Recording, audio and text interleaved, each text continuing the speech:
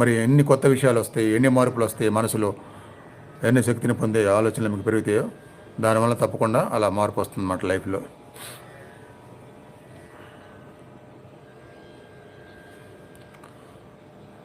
హిమాలయాలకు వెళ్ళాలి, అడవులకు వెళ్ళాలి, ఇవన్నీ చిన్నప్పుడు నాకు కూడా జరిగిన సంఘటనలే. అలా వెళ్ళటము, ఇంట్లో వాళ్ళు ఎదుర్కొని వెనక్కి తీసుకురావటము అవన్నీ.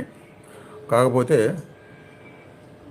యోగానంద గారికి దొరికినట్టుగా అలాంటి ముందే సాధకుల్లో ఉన్నవాళ్ళు, ముందే ఆ మహాగురువులతో పరిచయం ఉన్నవాళ్ళు, అంత గొప్ప మహగురువులతో అనేదానికి త్వరగా జరిగింది కాబట్టి ఆ విధంగా ప్రపంచవ్యాప్తంగా మహాదేవానంద సరస్వతి మా గురువు గారు చిన్నప్పుడు జరగటం ఒకటే నాకు జరిగిన ఆ గొప్ప గురువు పరిచయం. ఇక తర్వాత చెప్పకనే చెప్తూనే ఉన్నాను. లహరి మాసయ వాక్కు, కృష్ణ భగవాను ఆశీస్సులు,